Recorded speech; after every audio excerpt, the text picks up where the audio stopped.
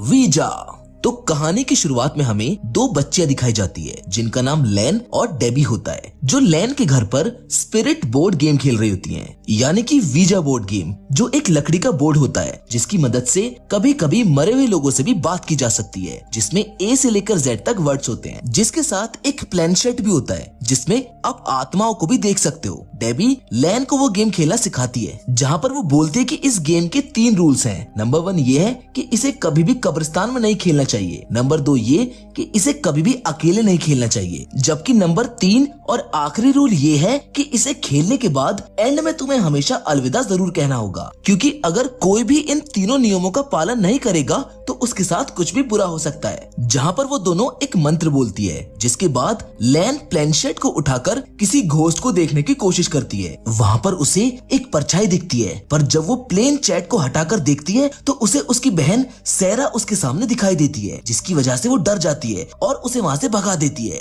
Debbie उससे कहती है कि तुम गुस्सा क्यों हो रही हो, ये बस एक गेम ही तो है। जिसके अगले सीन में हमें डेबी को दिखाया जाता है जो अब बड़ी हो चुकी है, जो अपने घर के अंदर अकेले ही वीजा बोर्ड गेम खेल रही होती है। वो उसे खेलते हुए बहुत परेशान दिखती है और वीजा बोर्ड को उठाकर आग में फेंक देती है। लेकिन तभी उसके पास लैन का कॉल आता है। वो भी अब बड़ी हो चुकी है। लैन उसको घर के बाहर बुलाती है और उसे अपने साथ पार्टी में चलने के लिए कहती है, पर डेबी उसे मना कर देती है। लैन डेबी का परेशान चेहरा देखकर उससे पूछती है कि तुम मुझसे कुछ छुपा रही हो। तुम जानती हो ना, हम दोनों एक दूसरे से कुछ भी नहीं छुपाते हैं। इसीलिए डेबी उसे वीजा बोर्ड के बारे में बताते हुए कहती है कि मैंने उसे कुछ टाइम पहले अकेले खेला था और तभी से मुझे कुछ भी ठीक नहीं लग रहा है। जिस पर लैन उसको समझाती है कि तुम पागल हो, वो तो सिर्फ एक गेम है जिसे हम बचपन में खेला करते थे। ये कहकर वो वहाँ से चली जाती है। अब लैन की ये बातें सुनकर डेबी भी घर के अंदर आ जाती है, लेकिन उसके कमरे में फिर से वही वीजा बोर्ड रखा मिलता है जिसे उसने अभी अभी आग में फेंक दिया था। वो उसके प्लेनशेट को उठाकर कुछ देखने लगती है और तभी उसकी आंखें बिल्कुल सफेद हो जाती है। वो क्रिसमस लाइट को उठाकर अपने गले में बांधकर खुद को मार लेती है,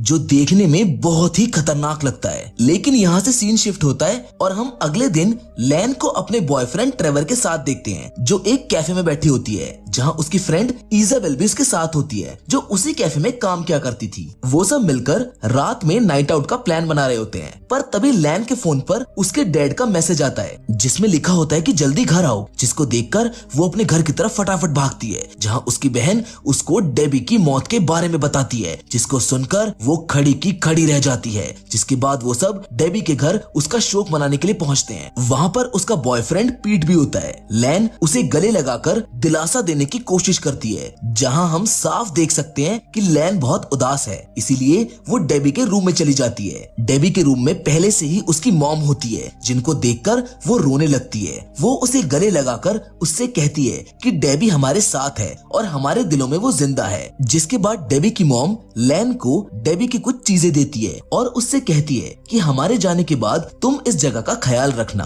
अब समय गुजरता है और कुछ दिन बाद का सीन दिखाया जाता है, जहाँ पर लैन अपने बॉयफ्रेंड के साथ डेबी के घर को देखने आई होती है, क्योंकि उसकी मॉम ने उसे घर का ध्यान रखने के लिए कहा था। जहाँ पर लैन को डेबी के कमरे की साफ सफाई करते वक्त वही वीजा बोर्ड मिलता है जिसे डेबी ने जला दिया था, जिसको लेकर वो अपने घर आ जाती है और अपने सभी दोस्तों से एक कैफे में मिलती है। वो उनसे कहती है कि ना जाने क्यों मेरा मन ये बोल रहा है कि डेबी आत्महत्या नहीं कर सकती है। जिस पर उसका बॉयफ्रेंड उसे कहता है कि डेबी का जाने का दुख हम सबको है, लेकिन अब हम उससे दोबारा बात करके ये नहीं पूछ सकते ना कि उसने ऐसा क्यों किया, इसलिए तुम भी अपने आप को दोष मत दो। जिस पर लैन कहती है कि क्यों ना हम वीजा बोर्ड की मदद से डेबी से बात करें, पर सभी लोग उसको मना कर देते हैं और कहते हैं कि ये बच्चों वाली चीज है, इससे कुछ नहीं होता। जिससे लैन उदास हो जाती है और उसका उदास चेहरा देखकर उसके दोस्तों को मानना पड़ता है। अब लैन अपनी बहन और अपने सभी दोस्तों को लेकर डेबी के घर पहुंच जाती है, जहाँ पर पीट भी मौजूद होता है। लैन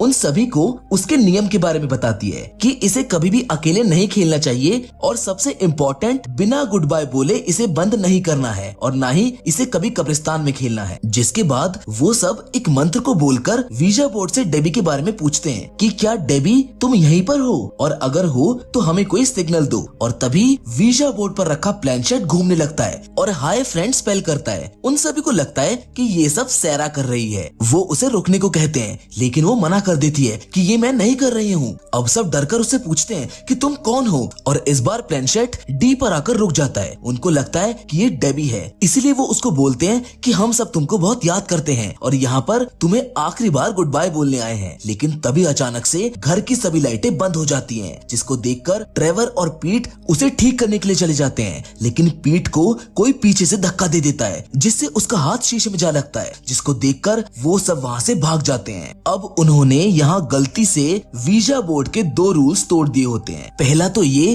कि वो लोग बिना गुड बाय बोले वहाँ से भाग जाते हैं, जबकि दूसरा वो सभी कब्रिस्तान के ऊपर खेल रहे होते हैं, क्योंकि डेबी के घर के नीचे पहले कब्रिस्तान था, जिसकी वजह से अब वो स्पिरिट उनके पीछे पड़ जाती है और सबको एक ही सिग्नल देती है। जहाँ सबसे पहले लैन का बॉयफ्रेंड ट्रेवर अपनी साइकिल से एक टनल में जा रहा होता है, जहाँ उसे दीवार पर हाय फ्रेंड लिखा मिलता है। जिसके बाद इजाबेल अपने कैफे से घर जा रही होती है और तभी उसे अपनी कार के शीशे पर हाय फ्रेंड लिखा मिलता है। इससे पहले कि वो कुछ समझ पाती, एक हाथ शीशे के अंदर से उसे मिटा देता है, जिसको देखकर वो बहुत ज्यादा डर जाती है और पीट को फोन करने की कोशिश करती है। पर पीट पहले ही इसके बारे में जान चुका था, क्योंकि उसने भी अपनी डेस्क पर हाय फ्रेंड लिखा हुआ देख लिया था। वहीं दूसरी ओर लैन भी अब अपने कमरे में आराम कर रही होती है और तभी उसके घर का दरवाजा अपने आप खुल जाता है, जिसको देखकर उसे और सैरा को लगता है कि शायद वहाँ पर उनके डैड हैं, पर वहाँ पर कोई भी नहीं होता है। और तभी दरवाजा बहुत तेज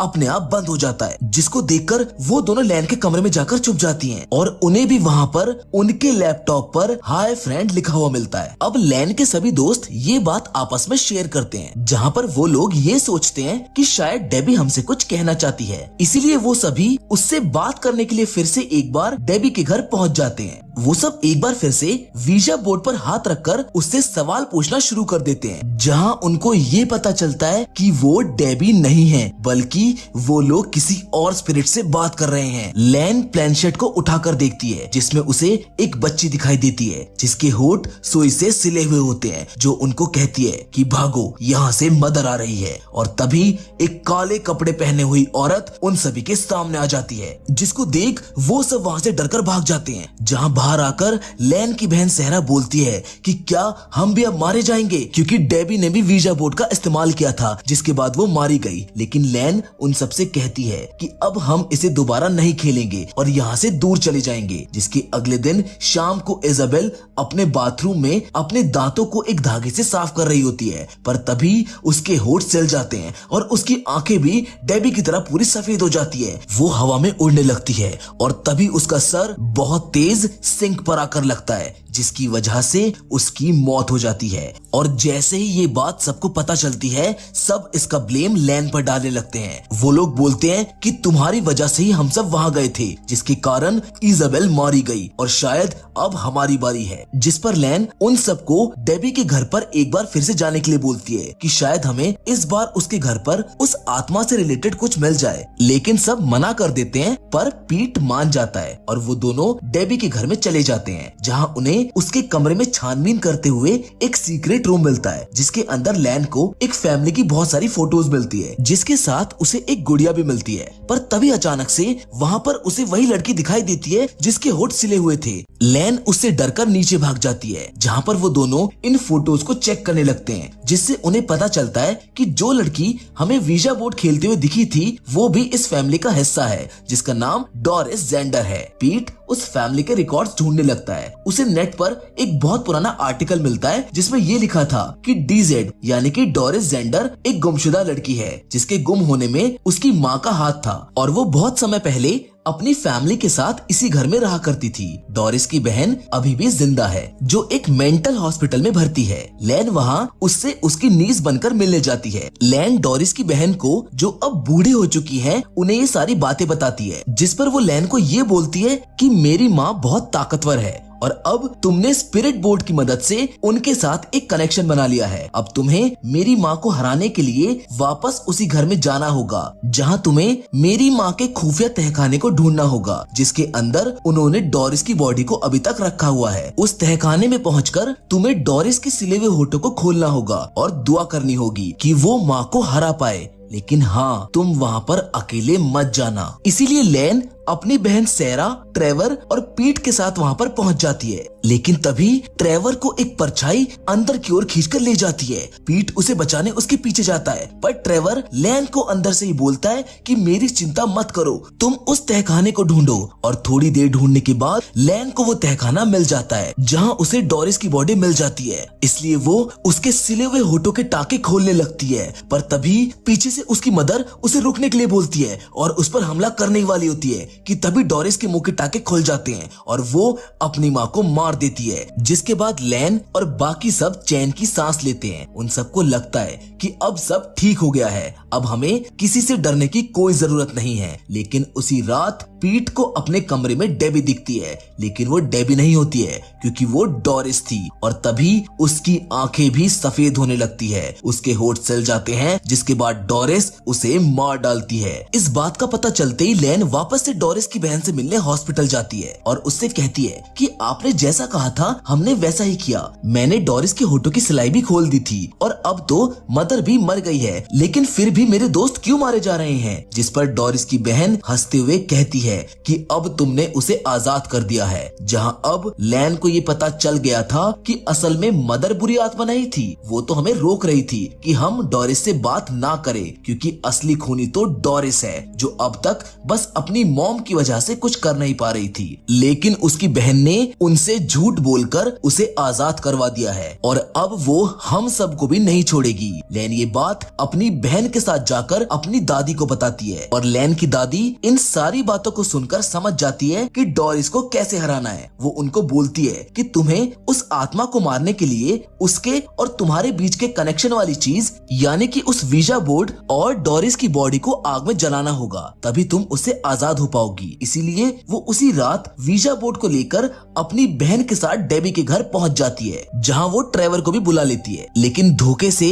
सैरा का रूप लेकर डोरिस ट्रेवर को पूल में डुबाकर मार देती है। जिसके बाद हम ये देखते हैं कि वही घर के अंदर लैन ट्रेवर को ढूंढ रही होती है कि तभी वो उसके सामने आ जाता है। लैन उसको पीछे की तरफ मुड़ने के लिए बोलती है और जैसे ही वो पीछे मुड़ता है वो देखती है कि उसकी आंखें सफेद और मुंह पूरी तरह सिल चुका है। वो समझ जाती है कि ट्रेवर अब मर चुका है और तभी वो पानी के गुब्बारे की तरह फूट जाता है। लैन ये सब देखकर डर तो रही थी, लेकिन उसको कैसे भी कर उस वीजा बोर्ड और डोरिस की बॉडी को जलाना था। इसीलिए वो जैसे ही अंदर जाकर आग जलाती है तभी डोरिस सैरा को अपने साथ खींचकर तहखाने में ले जाती है। अब सैरा को बचाने के लिए लैन के पास सिर्फ एक रास्ता था, इसलिए वो एक बार फिर से उस वीजा बोर्ड को खोल देती है और डोरिस को आवाज मारती है। वो बोलती है कि डोरिस, मैं अकेले खेल रही हूँ, क्या तुम मेरे साथ नहीं खेलोगी? लैन को लगता है कि शायद वो नहीं आएगी, लेकिन तभी डोरिस तहखाने से भागते हुए आती है और लैन का हाथ पकड़ लेती है। वो उसको मोड़ती है और धीरे धीरे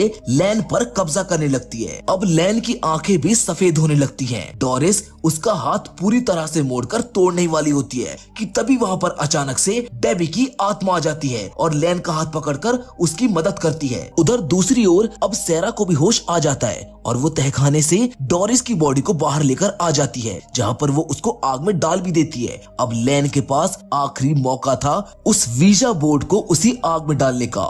लैन अपनी पूरी ताकत इकट्ठा करती है और उस वीजा बोर्ड को उस आग में डाल देती है, जिसकी वजह से डोरिस की आत्मा खत्म हो जाती है। लैन और उसकी बहन सैरा खुशी खुशी घर चले जाते हैं और घर जाकर लैन अपने दांतों को साफ करके अपने कमरे में चली जाती है। वो दोनों बहुत रिलैक्स फील कर रही होती हैं क्योंकि उन दोनों ने मिलकर डोरिस की आत्मा को हरा दिया था। लेकिन जैसे ही लैन अपने कमरे में पहुंचती है वो अपने बेड पर उसी वीजा बोर्ड के प्लेनशेट को रखा हुआ देखती है, जिसको देखकर वो हैरान हो जाती है क्योंकि उसने उसको जला दिया था। वो सोचती है कि ये प्लेनशेट आखिर यहाँ पर आया कैसे, इसलिए वो उस प्लेनशेट के अंदर झांक कर देखती है और इसी सस्पेंस के साथ ये कहानी यहाँ पर खत्म हो जाती है। हम उम्मीद करते हैं कि आपको इस फिल्म की कहानी पसंद आई होगी। फिलहाल तो आज की वीडियो में बस इतना ही, लेकिन हम फिर से जरूर मिलेंगे एक और नई इंटरेस्टिंग कहानी के साथ, पर तब तक के लिए धन्यवाद।